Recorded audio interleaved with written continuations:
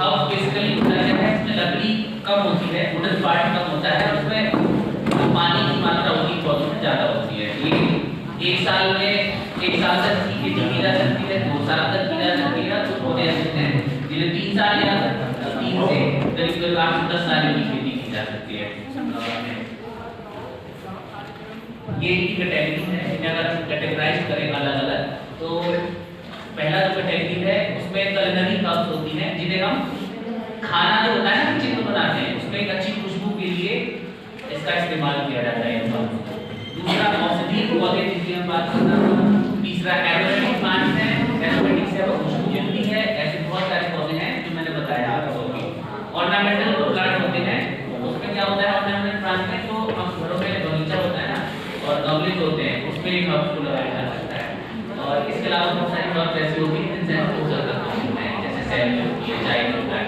तो ये सारे प्लांट हैं अलग-अलग। culinary हर्ब्स में कौन सा आता है? ऑरिगेनो आता है, थाइम आता है, रोज़मेरी आता है, लेमन ग्रास आता है, सैलरी आता है। तो ये सारे प्लांट आपको मुझे दिखाऊंगा आगे नेक्स्ट। जैसे पहला दिखाई दे रहा है सबसे ऊपर टॉप पे ये रोज़मेरी है। रोज़मेरी का क्या यूज है अपने इंडिया में? अभी जितना भी कंजप्शन है मतलब जो यूजर है इसके उसका 10% भी हम रोज़मेरी कर पा रहे हैं इंडिया के अंदर। हमारे जितना पहाड़ी क्षेत्र है, हमारा जितना पहाड़ी इलाका है इंडिया के अंदर, वहाँ अगर इसे उगाया जाए तो हम जितना भी डिमांड है आप इंडिया से पूरा कर सकते हैं।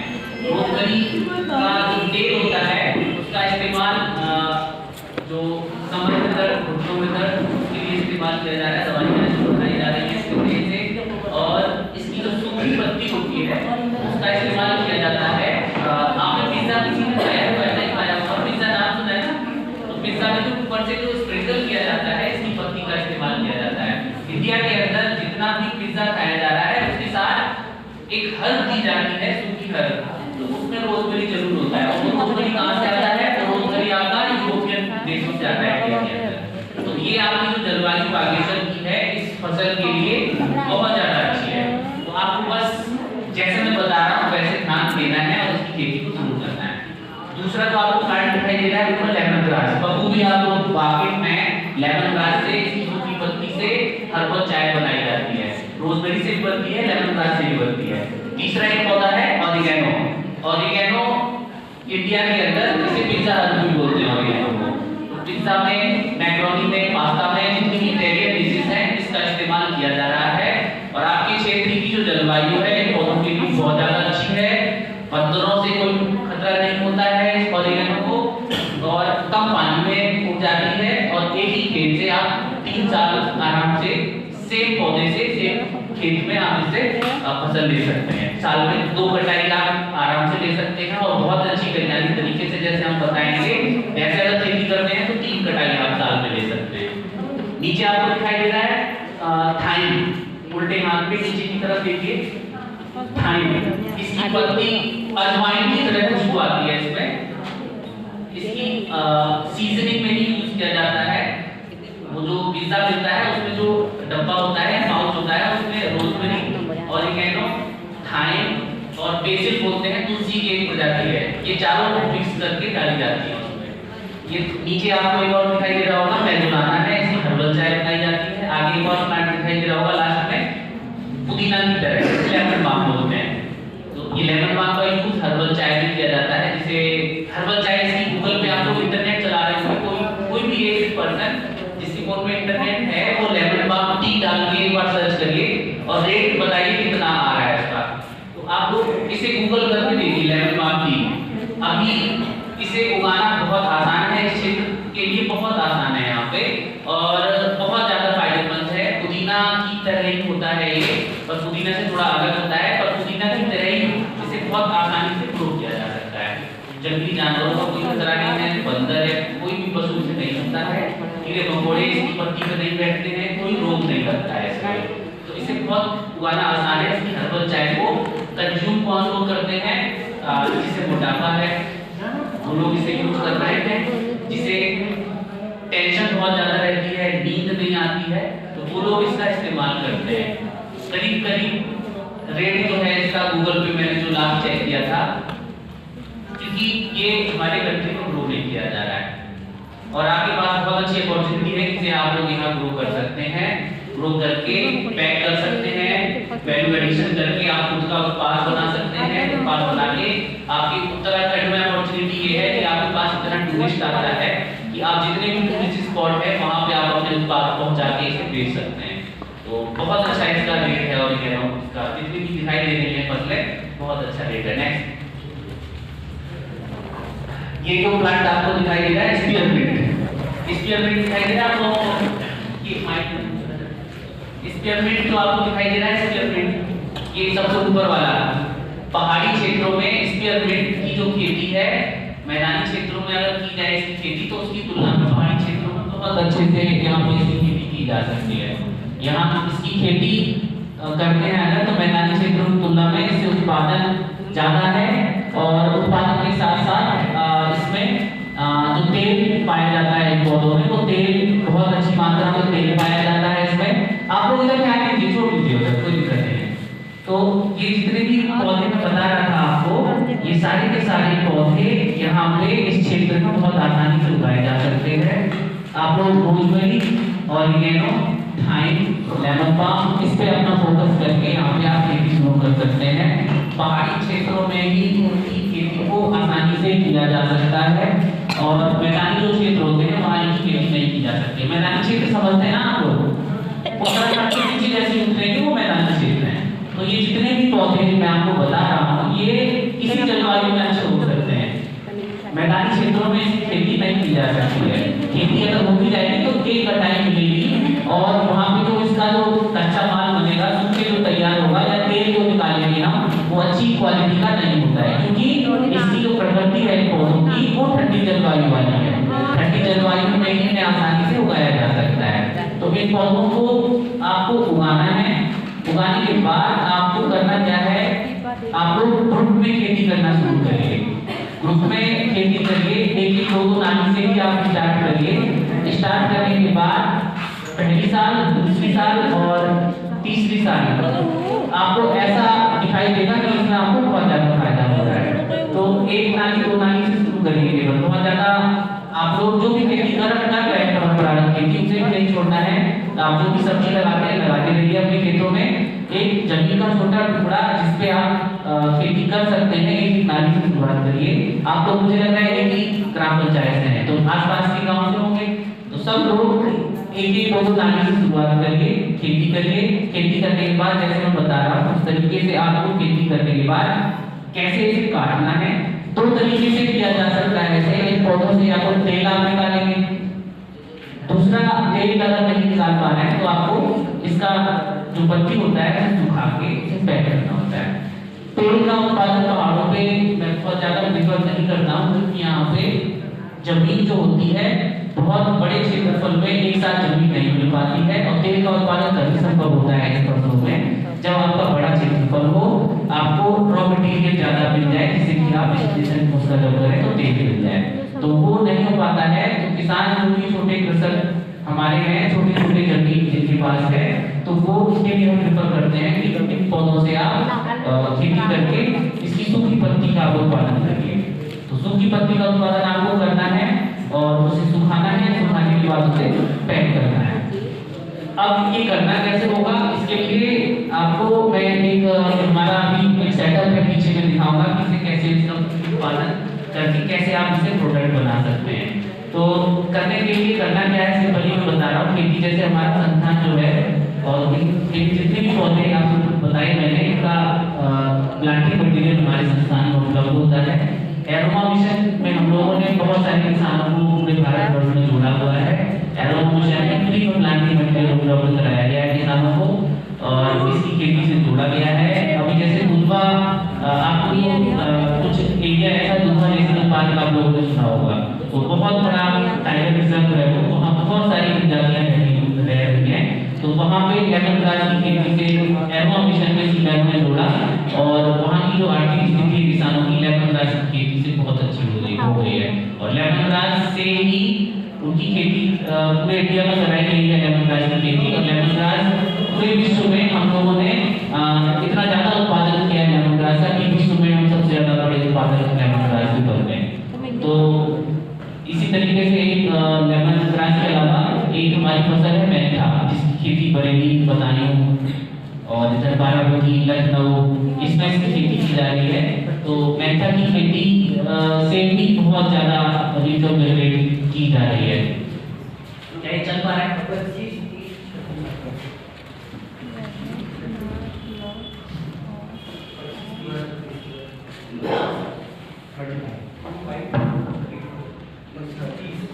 अभी मैं अगर ना बागेश्वर की बात करूँ तो थोड़ा सा अभी स्टार्ट हो रहा है, उसे थोड़ा सा बात सुनिए, मैं बता रहा हूँ आपको। अभी हम लोग उत्तराखंड की अगर बात करें तो उत्तराखंड में हम पिछले एक दशक में करीब 1,20,000 हेक्टेयर जमीन को एग्रीकल्चर लैंड जो है हमारी उसे हम खो चुके हैं, मतलब बेकार हो चुकी है पूरे उत्तराखंड में पिछले 10 साल में।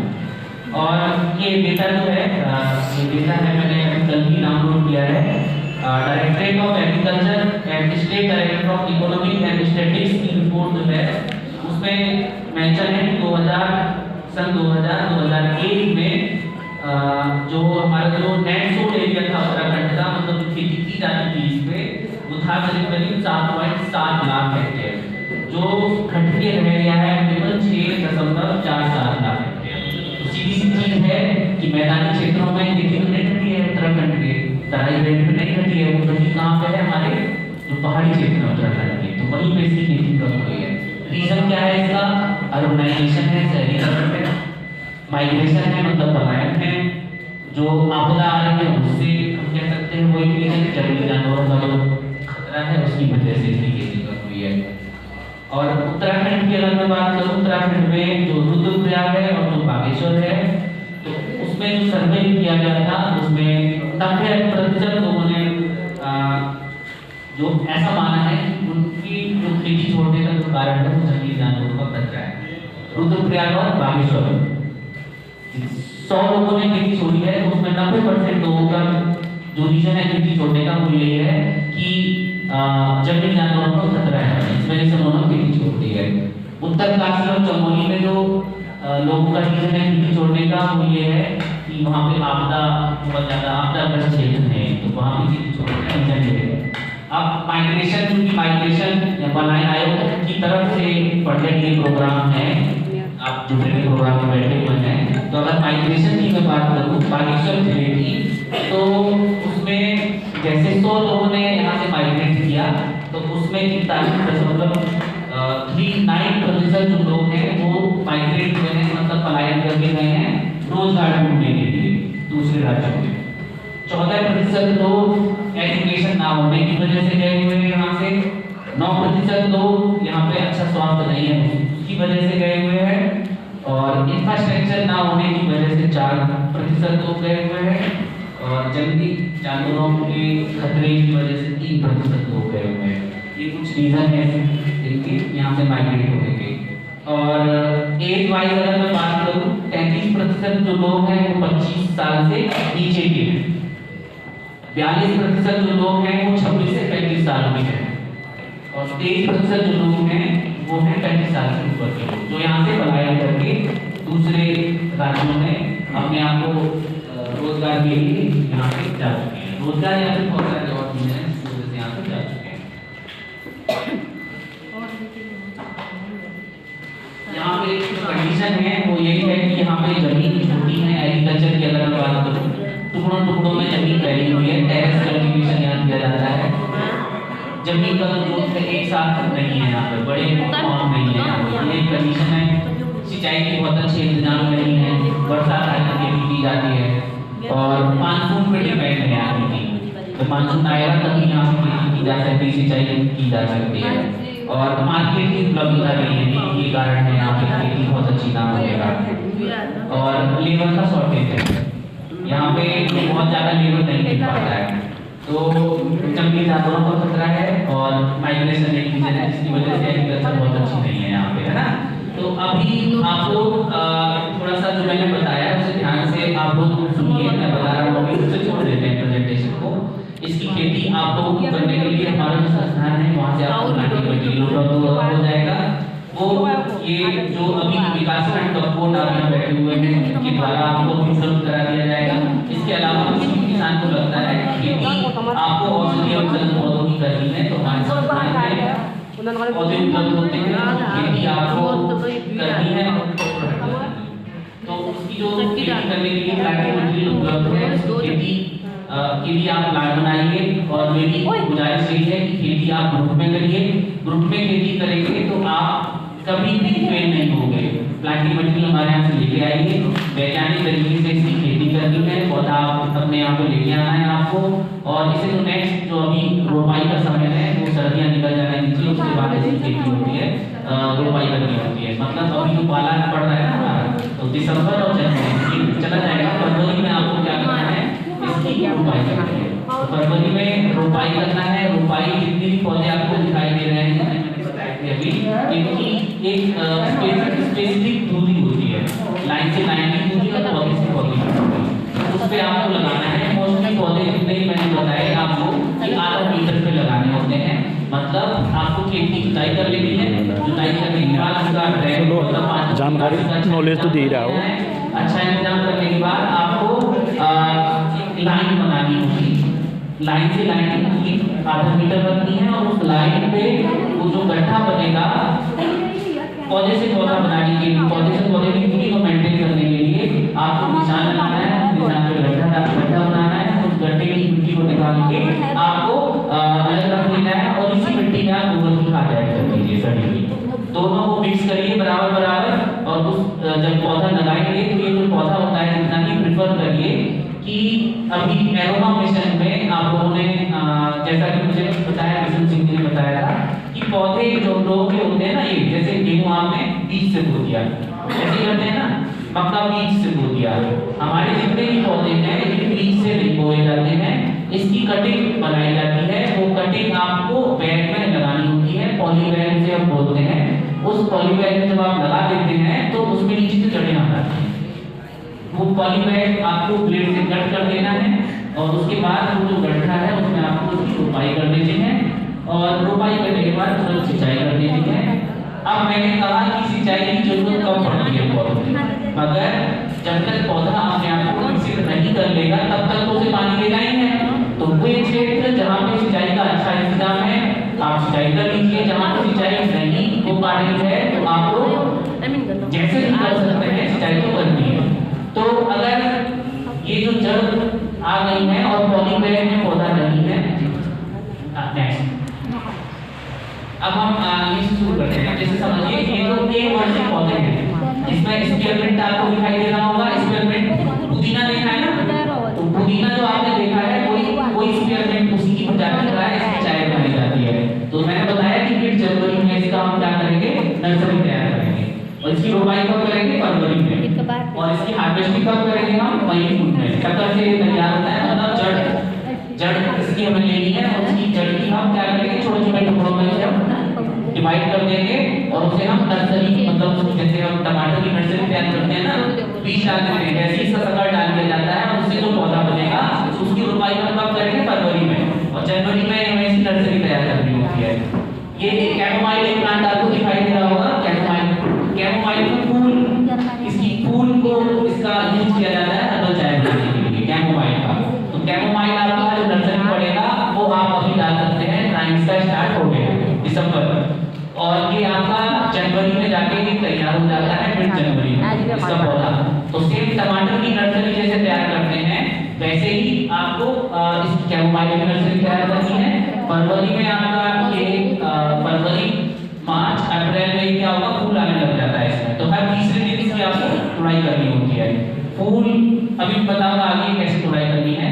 तुलसी आपको एक प्लांट दिखाई दे रहा है, सैलरी आपको दिखाई दे रहा है। तो ये पौधे जितने भी हैं, स्पीयरमिंट, कैमोमाइल, बेसिल और सैलरी, ये सारे के सारे जो प्लांट हैं ये स्पीयरमिंट को छोड़ के बीज से तैयार होते हैं और एक साल में अपना ये लाइफ साइकिल खत्म कर देते हैं। मतलब आपको अगर से खेती करनी है, टमाटर, शिमला मिर्च, गोभी, पत्ता गोभी की तरह हर बार आपको अपने खेत में लगाना है, एक साल में लाइफ साइकिल खत्म होता है, ऐसा समझ लीजिए। नेक्स्ट, अब ये जो प्लांट है ये बहुवर्षीय प्रकृति के हैं। ये 3 साल मिनिमम इसकी खेती की जा सकती है। 3 साल के बाद इसे 8 से 10 साल तक सेम खेत में सेम पौधे से आप इसकी फसल ले सकते हैं। बशर्ते आपको ध्यान देना होगा। ये जो पौधे हैं वो कौन कौन से हैं, रोजमेरी है, लेमन ग्रास है, ऑरिगेनो है, थाइम है, लेमन बाम है, वनीलाना है। ये सारे प्लांट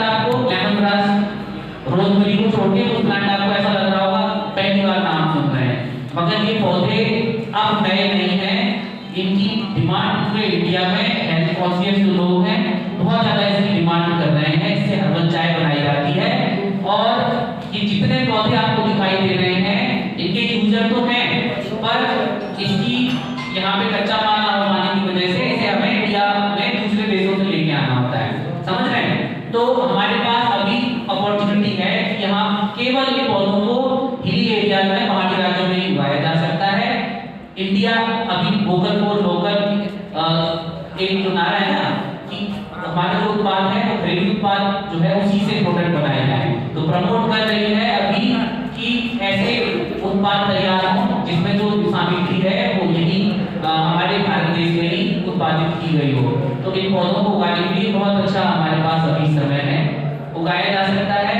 इसका जैसे आप समझिए ये जितने भी पौधे आपको मैंने बताए अभी ऊपर आपको लिखे हुए दिखाई दे रहे हैं, इसे करना क्या है कि जैसे मान लीजिए कि आप अभी पाला निकल जाएगा, पाला निकलने के बाद जमीन में अगर ये आपने पौधा लगा दिया है तो एक साल के बाद आपको क्या होगा कि पाला जैसी खेत में पाला गिरेगा तो ये पौधा आपको लगेगा कि खत्म हो गया ऐसा पौधा ऊपर से। मिड जैसे मार्च आएगा, फरवरी एंड ऑफ मार्च, तो क्या होगा ये फिर से दोबारा से गिरने देना शुरू करेगा, ठीक। तो जैसे मान लीजिए कि फरवरी एंड से गिरने देना शुरू कर देगा, ऐसा जितने भी दिखाई दे रहे हैं फरवरी एंड से शुरू करेगा, फरवरी मार्च अप्रैल, पहली कटाई आपको कब मिलेगी अप्रैल में, ठीक है ना। अप्रैल के बाद दूसरी कटाई आपको कब मिलेगी, उसी सेम पौधे से अप्रैल मई जून में जाके आपको 2 से 2.5 महीने में फिर से दूसरी कटाई मिल जाएगी। जून जुलाई अगस्त में जाके आपको फिर से इसकी तीसरी कटाई, अगस्त और सितंबर की शुरुआत में 3 कटाई बहुत आसानी से आप लोग इनसे ले सकते हैं पौधों से, ठीक है ना। नेक्स्ट, अब मान लीजिए सितंबर में आपने कटाई कर ली है, फिर से सर्दियां स्टार्ट हो जाएंगी, तो सर्दियों में आप देख रहे हैं टेम्परेचर रेंज, आपको कोई भी पौधा दिखाई दे रहा होगा 10 डिग्री सेंटीग्रेड से नीचे सर्वाइव नहीं कर पा रहा है, ठीक है ना। तो 10 डिग्री सेंटीग्रेड नीचे मतलब पाला सीधी सी चीज है कि 9 डिग्री पाला स्टार्ट हो गया है ना। तो इन पौधों को करना क्या है, मैंने बताया सेम फील्ड में आप सेम पौधे से फसल ले सकते हैं, 3 कटाई हर साल, 8 से 10 साल आसानी से ले सकते हैं। तो इसमें से जैसे लेमन ग्रास है, जैसे आपको पाले से कोई नुकसान नहीं पहुंचा है, पहुंचेगा तो प्रोटेक्ट करने की जरूरत नहीं है, मतलब बचाने की जरूरत नहीं है। कुछ पौधे ऐसे होते हैं जैसे आपको दिखाई दे रहा है ऑर्किड, उसमें आप लोग रिस्क नहीं लेना है। कुछ पौधे जो कि सर्दी के लिए ज्यादा सेंसिटिव हैं, तो उसे आपको अगली फसल के लिए अगर मर गया, बहुत ज्यादा ठंड पड़ गई, बर्फ गिर गई, तो थोड़ा सा बचा के भी रखना है। तो उसके लिए क्या करना होता है, जैसे टेम्परेचर रेंज आप लोग दिखाई दे रही है, उससे नीचे अगर जा रहा है आपका तापमान, तो उसे बचाना होता है। नेक्स्ट, बचाने के लिए ये आपको इमेज दिखाई दे रही होगी, ये रोजमेरी की फसल है। अगर जब पाला गिर रहा होता है, मैंने बताया कि सर्दियों में एकदम मर जाता है, तो आपको ध्यान ये रखना है कि पौधा मरता नहीं है, ये पौधा फिर से सर्वाइव कर जाएगा। सर्दियों में थोड़ा सा दिक्कत होती है, ये नीचे आपको दिखाई दे रहा है काले कलर का पत्ती, तो ऐसा लगता है कि खत्म हो गया, जल्दी खत्म नहीं होता है। नेक्स्ट, तो इसे बचाने के लिए क्या करना है, जैसे ये जो आपको तीसरा आपको दिखाई दे रहा होगा ये इमेज, तो इसमें लोहे का ये तार होता है, इसे टनल बोलते हैं, लो टनल। तो लो टनल में एक आपको 5 mm का तार लेना है, 6 फीट इसकी हाइट होती है, तो जो इसकी लंबाई होगी तार की 6 फीट होगी। और ये जो जितनी भी फसल मैंने बताया दिखाई दे रहा है, फसल लाइन में लगी हुई है ना, तो वैसे ही लाइन में लगाना होता है ऐसे। और उसके बाद टनल से इसे हमें कवर कर देना है पॉलीथीन डाल के, और उसके बाद आपको एक फरवरी एंड में जैसे पाला खत्म होगा इस पॉलीथीन को हटा देना है। पॉलीथीन हटा देना बहुत जरूरी इसलिए होता है कि जैसी सर्दी खत्म होगी तो धूप बढ़ेगी तो पॉलीथीन से पौधा खत्म हो जाएगा गर्मी की वजह से, तो टाइमली आपको ये पॉलीथीन हटा भी देना है जैसे पाला खत्म होगा।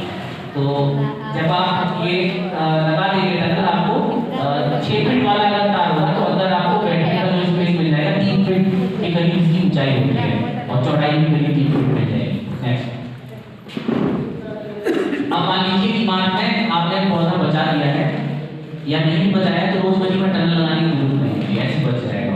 तो मार्च में इस तरीके की फसल होगी, सबसे ऊपर टॉप में देखिए तो अब आपको क्या करना है, मान लीजिए कि मल्टीप्लिकेशन करना है, मतलब पौधे से पौधा बनाना है। तो पौधे बनाने की जो टेक्नोलॉजी है वो ये है, फसल से आपको कैंची से ऐसी पेटियों से कट करना है शाखा, उसके बाद ये आपको नीचे खींचते लाल कलर का बैकग्राउंड आपको दिखाई दे रहा है उधर, देखिए उसमें इस तरीके से उसमें आपको कटिंग बना लेनी है। नेक्स्ट दिखा दीजिए।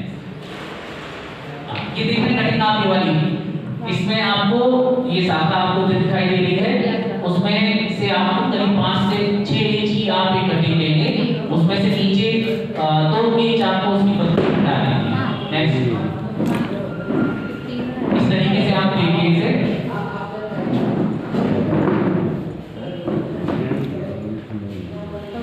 ये देखिए इसे समझिए आप, ये आपने फसल आपको दिखाई दे रही है वाली, यहाँ से हमने एक फसल ली, इसमें से सिगरेटियस से काट दिया है, ये करीब 5 से 6 इंच की शाखा आपको कॉर्नर में दिखाई दे रही होगी वाली। देखिए इस तरीके से ये आपकी वो जो कटिंग थी उसमें से आप ये देख पा रहे हैं, यहाँ से नीचे से 2 इंच 3 इंच हमने पत्तियां इसकी हटा दी हैं। उसके बाद इन शाखाओं को हमें जैसे भी आपका रिक्वायरमेंट है, जितनी मात्रा में आप कटिंग बना रहे हैं उसी साइज का एक बर्तन ले लेंगे, उसमें इन कटिंग को आप पानी भर के डाल देते हैं, मतलब इन्हें इन कटिंग को खुला नहीं छोड़ना है। हवा में अगर खुला छोड़ देंगे तो जब आप पौधा लगाएंगे तो मोटिलिटी बढ़ जाएगी, मतलब सर्वाइवल के चांसेस खत्म होते जाएंगे। तो इस प्रोसेस को बोलते हैं पल्सिंग, पानी भरे हुए किसी भी बर्तन में इन कटिंग को डाल देना है तुरंत, क्योंकि जब आप कटिंग बना रहे होंगे और आपको जहां भी रोपाई करनी है बैग में, तो एक ड्यूरेशन हो जाता है, 2 से 3 घंटे लगते हैं, तो वो 2 से 3 घंटे खुला नहीं छोड़ना है। हवा लग जाएगी तो मरने की जो वो हो गया ना परसेंटेज वो बढ़ते चले जाएंगे। तो उसके बाद ये आपको दिखाई दे रहा है ये वाला बैग रोपाई करनी है इसकी, ये आपको पता दिखाई दे रहा है, मतलब ये वाला रोजमेरी ये बैग में लगाया गया है, इसको गोबर की खाद और मिट्टी मिक्स करके इसे हमें लगा देना है। 25 से 30 दिन में इस तरीके का आपको ये इस तरीके का तैयार हो जाएगा रोजमेरी, ठीक है ना। जैसे आपने ये कटिंग लगाई थी, कोई जड़ नहीं है इसमें, तो ये करीब 25 से 30 दिन में आपको इस तरीके का मल्टीप्लिकेशन होता दिखाई देगा। तो ये समझ लीजिए जितने भी पौधे हैं बीज से नहीं तैयार किए जाते हैं, ये ऐसे ही शाखाओं को काट के उनमें से जड़ें निकाली होती है और उसे हमें खेत में लगा देना होता है, ठीक है ना। तो ये बीज से जो पौधे तैयार होते हैं उसकी भी टेक्निक है। आपका क्षेत्र जहाँ पे आप नर्सरी तैयार करेंगे उसकी जुताई कर लेनी है, जुताई करने के बाद सॉइल सोलराइजेशन एक प्रोसेस होता है। जैसे मैंने बताया कि आपको नर्सरी जनवरी में तैयार करनी है, तो आपको 1 महीने पहले उसकी जुताई करके उस खेत को छोड़ देना है, ठीक है ना। 1 महीने पहले आपको खेत को जोत के उसका सॉइल सोलराइजेशन करना है, मतलब धूप में खुला छोड़ देना है। सॉइल सोलराइजेशन से क्या होता है, जितने भी माइक्रोब्स होते हैं जमीन के अंदर, जो कि फंगस और माइक्रोब्स होते हैं जो कि हमारे पौधों या फिर जो कीड़े मकोड़ों के जो अंडे होते हैं जो कि हमारी फसल के लिए हार्मफुल होते हैं, तो सॉइल सोलराइजेशन से क्या होता है वो सारे खत्म हो जाते हैं। ये प्रोसेस और फास्ट किया जा सकता है अगर आप पॉलीथीन का यूज करते हैं। खुला हुआ छोड़ते हैं 1 महीने के लिए, सॉइल सोलराइजेशन हो जाएगा। आपके पास दिन कम है, कम दिन में अगर आप करना चाह रहे हैं ये प्रोसेस, तो आपको पॉलीथीन का यूज करना होता है। ये आपको दिखाई दे रहा है ये वाला, ये क्या आपको दिखाई दे रहा है कोई बताएगा? तीसरा फोटो है वो क्या है? गोबर की खाद दिखाई दे रही है ना आपको, तो ये गोबर की खाद है। अब मैंने बताया कि पौधों की डिमांड है, इनसे जो उत्पाद बनते हैं उससे डबल चाय बनती है, मगर ये जो इंडस्ट्री है क्या चाहती है, वो ये चाहती है ऑर्गेनिकली तरीके से, नेचुरल तरीके से, प्राकृतिक तरीके से इनकी खेती करा हुआ जो पत्ती है वो हमें मिले। तो उसके लिए क्या करना है, प्राकृतिक तरीके से इसकी खेती करनी है। तो गोबर की खाद जो हम नर्सरी बनाने में यूज करेंगे या खेत की रोपाई करते टाइम यूज करेंगे, गोबर की खाद में हम क्या डाल देंगे, ये एजोटोबैक्टर राइजोबियम कल्चर के नाम से आता है मार्केट में, उसका इस्तेमाल करना है। 1 किलो आपका जो एजोटोबैक्टर होता है वो 100 किलो गोबर की खाद के लिए सफिशिएंट होता है, मतलब 100 ग्राम 10 किलो गोबर की खाद के लिए। तो आपकी जितनी भी खाद की रिक्वायरमेंट है उसमें आप ये मान लीजिए कि 1 किलो 100 किलो के लिए सफिशिएंट है, वो उसमें आपको डाल देना है, डाल के मिला देना है। पाउडर फॉर्म में आता है, किसी भी कृषि विभाग में जाइए वहाँ से बोल दीजिए राइजोबियम कल्चर चाहिए हमें, तो राइजोबियम कल्चर ले लेना है। उसमें क्या होता है, फंगस होता है एक तरीके का, ऐसा फंगस जो भी जो नुकसान पहुंचाने वाले जो फंगस होते हैं, आपने देखा है मिर्च या टमाटर की जब नर्सरी लगाते हैं तो पौधा गलने लगता है, नर्सरी बनाने टाइम वो गलने इसलिए लगता है कि उसमें फंगस का अटैक हो जाता है। तो वो जो फंगस नर्सरी के टाइम पे लग जाती है, उससे बचने का सबसे अच्छा तरीका यही है कि आप अब जब फंगस लग गई है तो मार्केट में इंसेक्टिसाइड बहुत सारे अलग अलग फंजीसाइड आते हैं, उसका इस्तेमाल किया जाता है। अब जैसी फंजीसाइड आप डाल देंगे, आपके जो प्रोडक्ट या आपका जो रॉ मटेरियल है उसकी कोई कीमत नहीं मिलने वाली है। तो फंगस आपको नर्सरी में लगे ही नहीं पौधे में, उसके लिए आपको राइजोबियम कल्चर का इस्तेमाल करना है।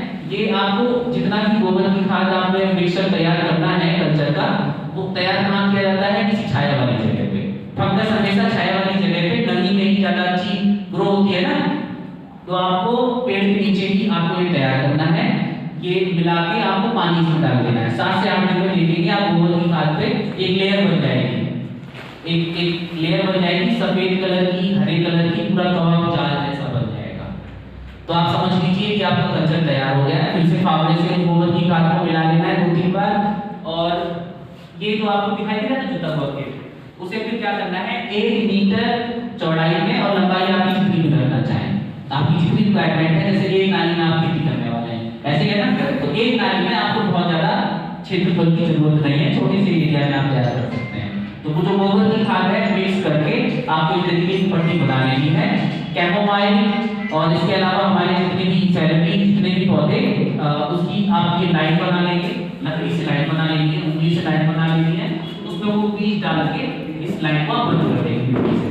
तो उसके बाद क्या आप मिट्टी से बंद करेंगे, उसके बाद पतली गोबर की खाद की छली हुई गोबर की खाद जो यहाँ से तैयार करी हुई है, वाली आपको फिर से ढक देना है उसे। तो इस तरीके से 20 से 25 दिन में आपका पौधा तैयार हो जाता है। और ये पौधा राइजोबियम कल्चर वाली गोबर की खाद का इस्तेमाल अगर करते हैं तो पौधा बहुत ज्यादा अच्छा हेल्दी होगा और खेत में भी अच्छा उत्पादन देगा। और खेत में अगर गोबर की खाद का इस्तेमाल करते हैं, राइजोबियम वाली गोबर की खाद का, तो ये जमीन में नाइट्रोजन, फास्फोरस और पोटाश चाहिए होता है पौधों को, जो मेजर उर्वरक है हमारे। तो जमीन में अगुलशील अवस्था में नाइट्रोजन और फास्फोरस बढ़ा रहता है, तो उसे पौधों की जड़ों को उपलब्ध कराने का काम भी ये राइजोबियम कल्चर करता है। तो एक तरीके से नेचुरल फंजीसाइड भी है और एक तरीके से पोषक तत्व को उपलब्ध कराने का काम भी कर रहा है। तो